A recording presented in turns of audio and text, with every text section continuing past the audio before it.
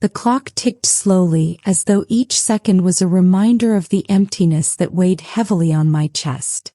I woke up that morning to the familiar scent of coffee brewing in the kitchen. It was my birthday, a day that had once been filled with joy, laughter, and the warmth of family. But as I lay there staring at the ceiling, I knew this birthday would be different. The excitement I used to feel was long gone. Instead, a quiet dread settled in the pit of my stomach. I sat up, trying to shake off the fog of sleep. My phone was charging on the nightstand, its screen dark. I hadn't slept much the night before, tossing and turning as the thoughts of my family loomed over me. I had sent messages to them the night before, hinting that it was my birthday, hoping for a call, a message, anything that would make me feel seen. Anything that would make me feel loved.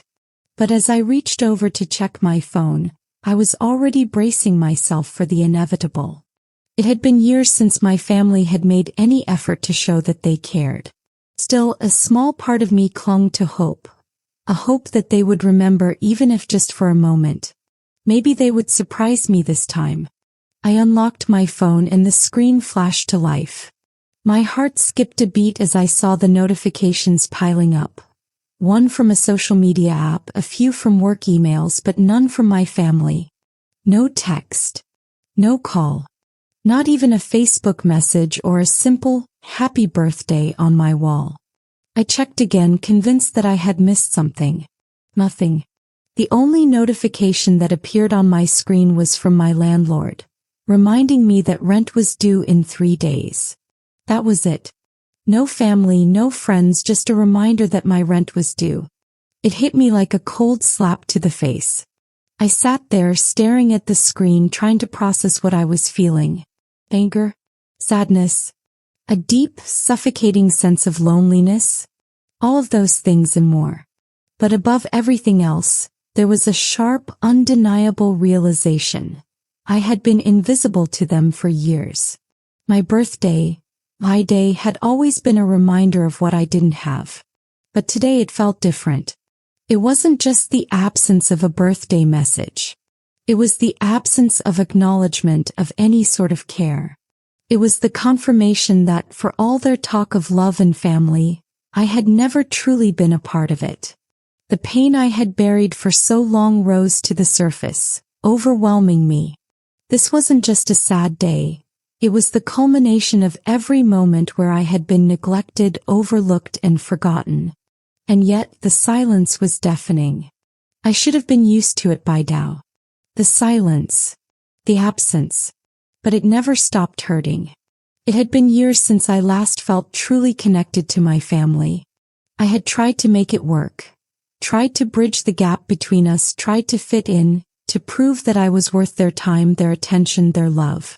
But each time I reached out, I was met with indifference. A fleeting, superficial call here, a quick text there, and then silence once more. I had stopped expecting anything from them a long time ago, but part of me always held on to the belief that they might change. That one day they would wake up and see me, see how much I had grown, how far I had come. But that day never came.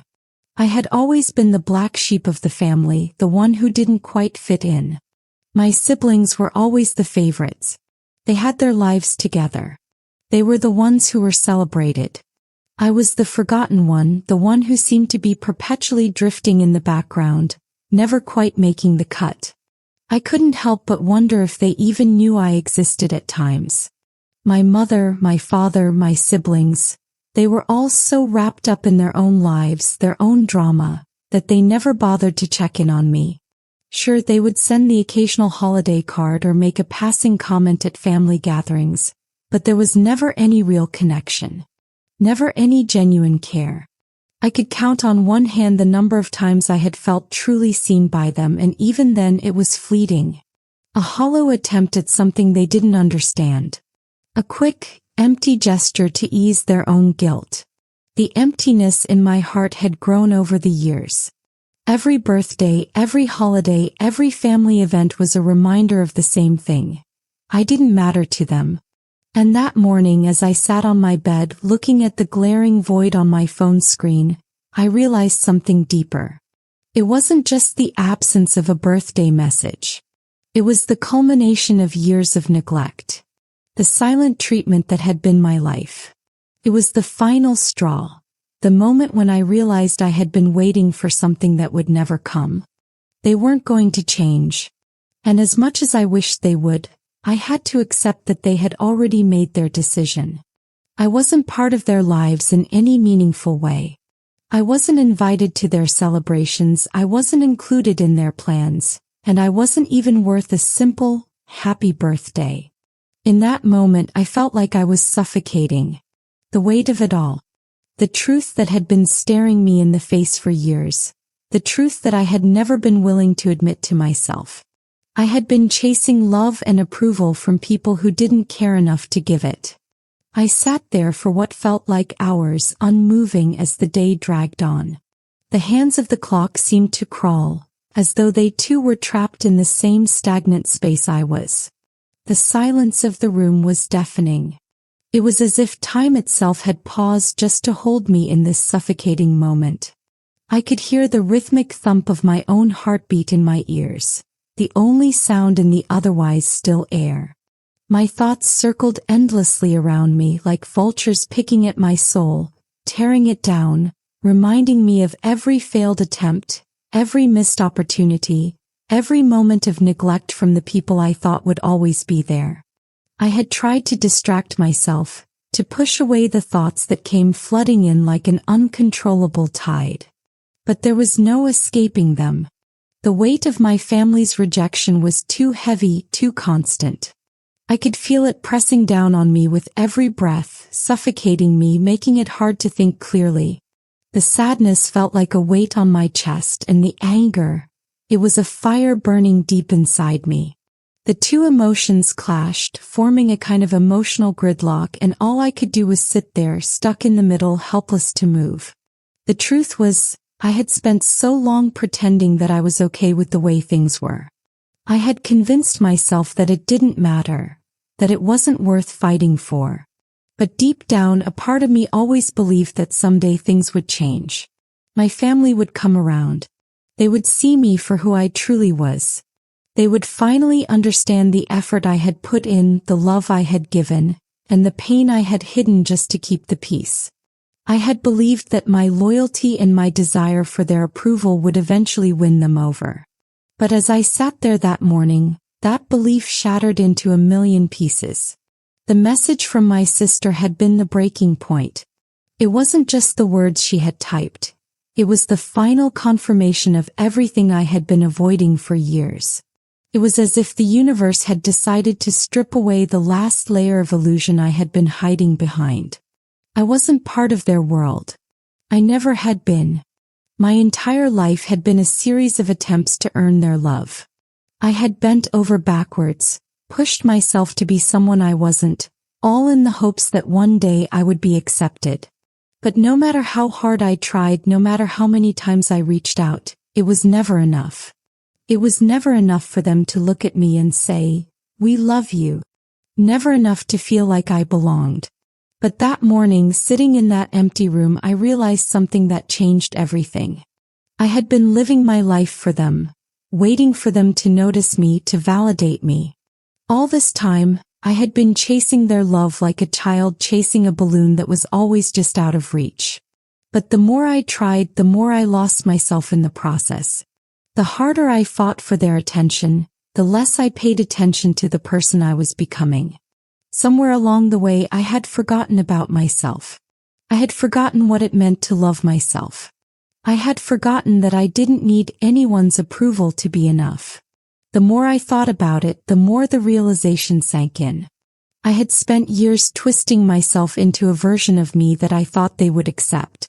I had buried my true self so deeply, so completely, that I couldn't even remember who I was anymore. I had become so consumed with their rejection that I forgot to nurture the parts of me that mattered most. The parts that had been buried under the weight of their disapproval and my desperate attempts to please them. That was the turning point.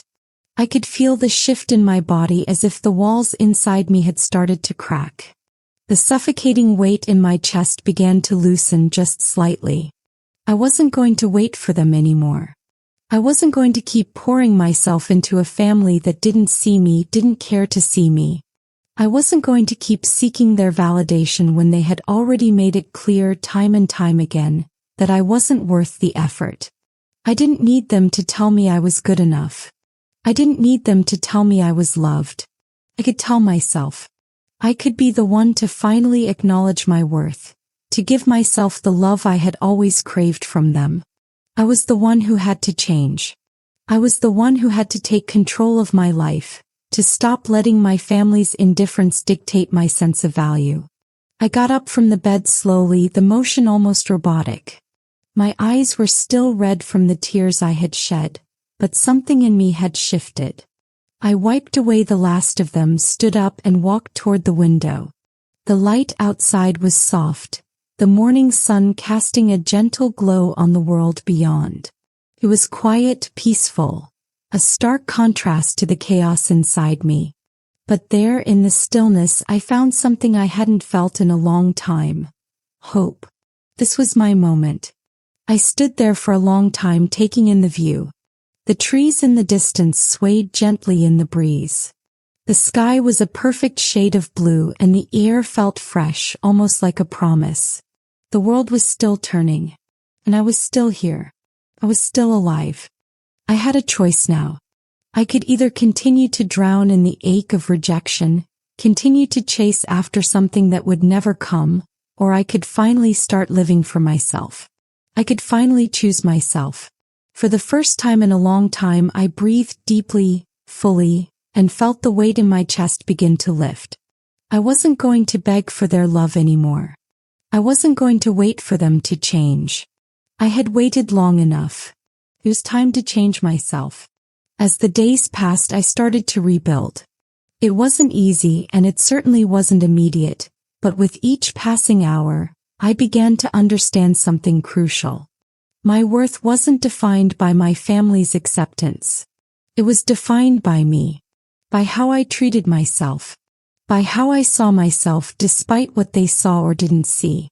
I had spent so long trying to fit into a mold that was never meant for me, trying to align myself with a version of love that was conditional and unkind.